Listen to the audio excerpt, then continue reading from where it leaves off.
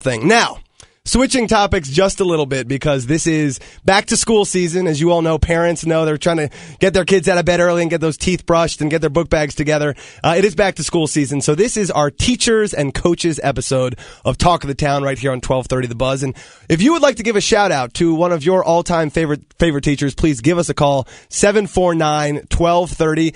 I happen to be a big fan of teachers in general, but if there's a teacher who, maybe once hit you with a ruler or something and you want to give them a not so nice shout out, we will allow that today too and sort of talk about the role of teachers and coaches in our society today. But I can't think of a better way to start off the show than actually getting to talk with one of my all-time favorite teachers. So I'm delighted to now welcome to Talk of the Town for the first time a legend, my 7th grade English teacher, Terry Dubow. Mr. Dubow, welcome to the show.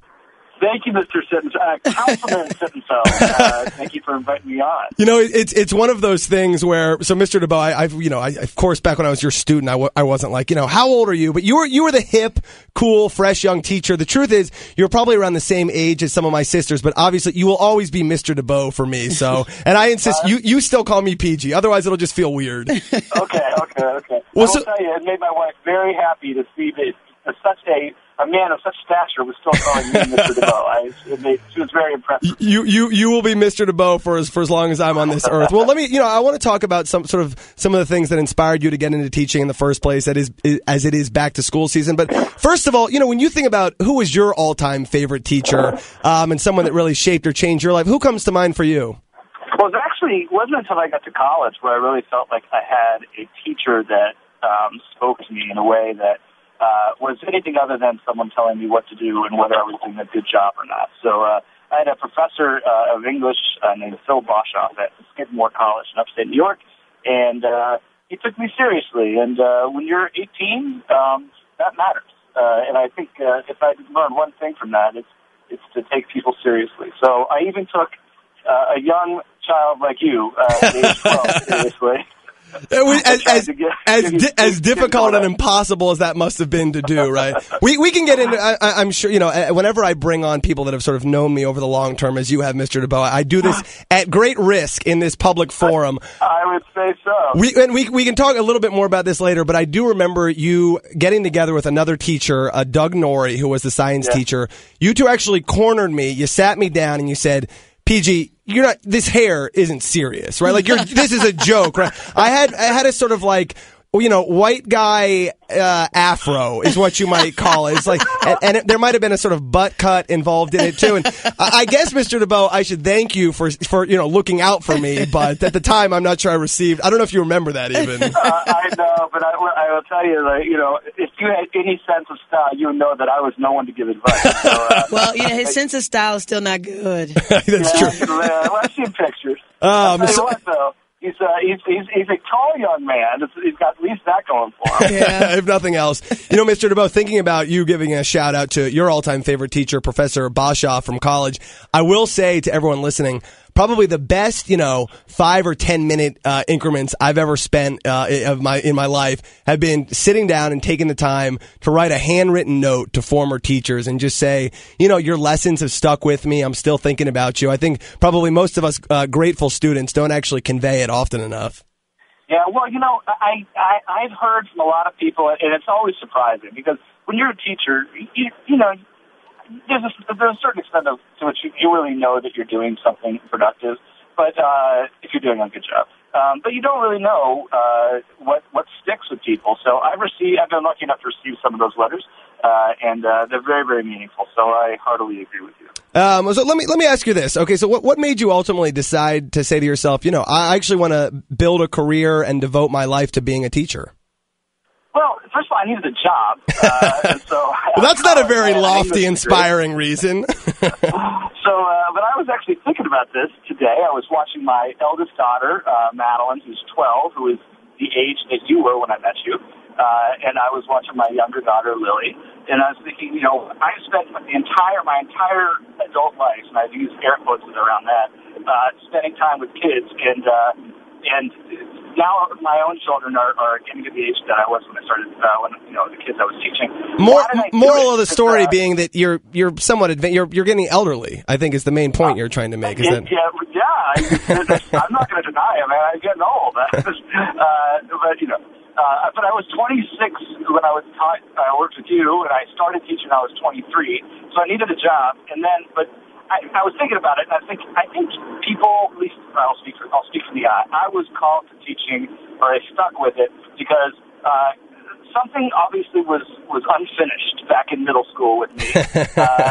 And I teach high school now at an all-girls school here up in Cleveland, Ohio, and I think that if it speaks to you, it's because there's something about that time in life that either was something you relished or something you want to sort of finish off, and then you stay with it because you want to be a positive influence in someone else's life at that time.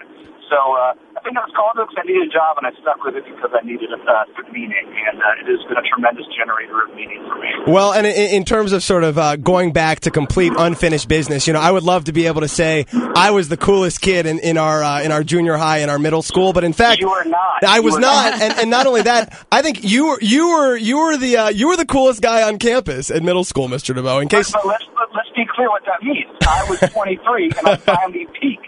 That's true. That's right. I peaked my seventh grade.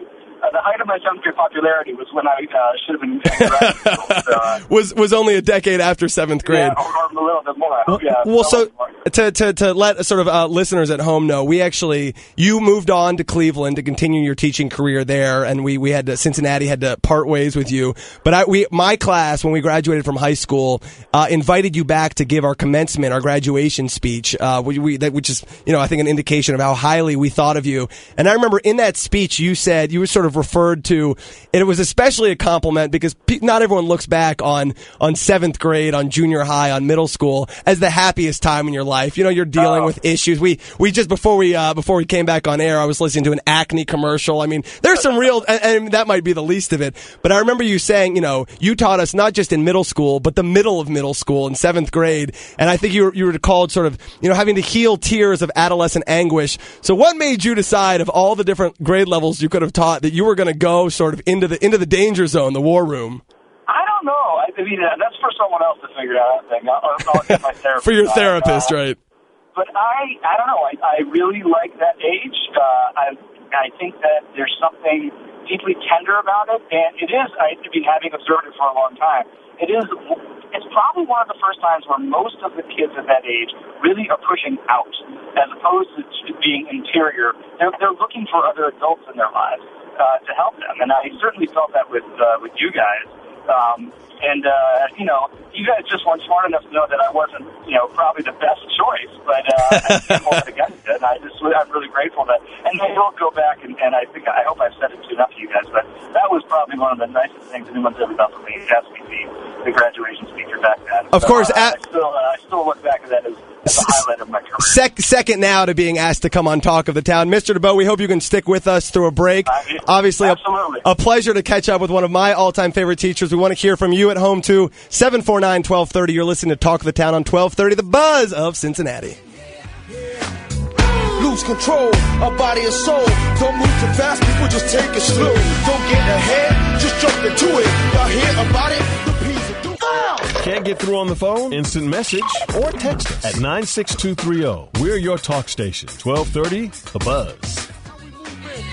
Everybody, let's get into it. Welcome back to Talk of the Town on 1230 WDBZ, the buzz of Cincinnati. This is our teachers and coaches episode. Mostly I'm thinking you can call in and say what teachers have inspired you, but if you got a few gripes to air, you're more than welcome to do that. We are catching up with one of my all-time favorite teachers, Terry Dubow, who taught me 7th grade English. And Mr. Dubow, again, at risk to myself, I'm going to kick it to my co-pilot, Tamaya, who we've known each other for about 3 years now. She's like my sister, but I think there's still some things from my past she wants to piece together. So, Tamaya, ask what you got to ask. Hello, Mr. Dubow. Hello. I was a little intrigued when PG told me that his favorite teacher was coming on, especially 7th grade, because it's such an awkward time. It's such I've never been time. awkward. I've never been awkward. Okay. No. So I'm interested in knowing like what kind of student PG was. We know about his afro, but I mean, did he raise his hand a lot? Did he know all the answers? Was he the kid that said,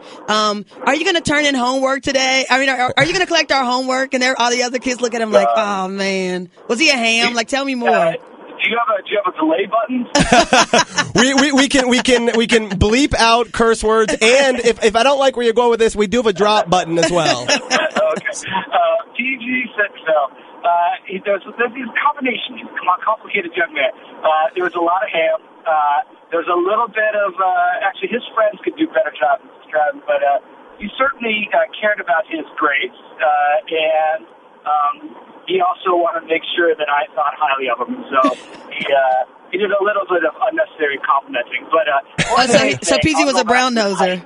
I am 5'6.5" on a good day, and this kid, when he was 12, already towered over me, and he was not shy about trying to flaunt that. So mostly, I just have my own embarrassment when I think about how this kid could school me playing basketball, etc. So he cared about his grades. He was always complimenting you and paying you unnecessary compliments. In fact, I think he might still want something. Maybe he wants I was going to say, what I'm hearing is he's about the same. I was going to ask, since you brought it up, I didn't want to take you back to sort of memories you didn't want to draw up.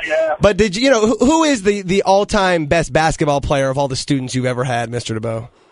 His name is Alex Dirksen. Dirksen. One of my best friends. Well, so in all seriousness, you've been an inspiring teacher to many people. What's the secret ingredient? What do you think makes a teacher inspiring, can really capture the imagination of a student, be they a fourth grader or a 10th grader or a college senior or anything else? I think ultimately it's about empathy. I really do. I mean, it's not about content, although that's really important. I think you've got to be able to feel what your students are feeling to some extent. And I think that's where a lot of teachers sometimes, the great ones, and I don't put myself really, I mean, that's for other people to talk about, but I mean, I think that the great ones really can feel what the students are feeling and, use that to shape the culture of a classroom. And so that doesn't always mean just, nurturing and being warm and all of that. Sometimes it means you need to clamp down, or you need to have that conversation like we had about your hair. You have to be able tough love. Empathize with the students, and remember that it's all rehearsal. I think about that a lot. I mean, teaching's all just practice. As a teacher, as students, it's all rehearsal for something else. And so we can't take ourselves too seriously and think that what we're doing is really the culmination of anything. It's all just practice. Well, and that really resonates. That probably no teacher should just think my only job, my only goal here is to transmit knowledge, is to make sure that these students know the content of this textbook, because there's so many other sort of skills and complexities in life that also sort of need to be nurtured and amplified. Do you think the way our society regards and perceives teachers today is changing or has changed over the last 10 years? It's tough. Everything is connected. So if you are a politician, so I suppose I can speak about politics. But I do statesman, Mr. Dubow. Yeah. Well, I think that this focus on standards in the classroom. I think this general animosity towards teaching unions. I think just the quandary that the education system's in. I think it does change our perspective on what teachers do and are. But I do think that most of us can think back on an individual who had some sort of shaping effect on us, and it probably wasn't about content. It probably was about some sort of connection. And so I hope that no matter where these conversations go about education, we remember that it's about connection, and that's what we need to keep our eye on. Mr. Dubow, one final question for me, just to make sure that I'm all clear. Do I have any outstanding homework assignments from 7th grade that I still need to get to you? There was a revision on the advice and men essay that I'm still waiting for, but at this point, I think we'll let your C+ go on. Well, Mr. Dubow, in all seriousness, I think everyone needs to take the opportunity to say it to the teachers that have impacted and influenced and inspired them. Thank you, and continued thanks for shaping me, for better or for worse, into the man that I am today. It's all better. PG, I can't tell you how proud I am of you. You're fantastic.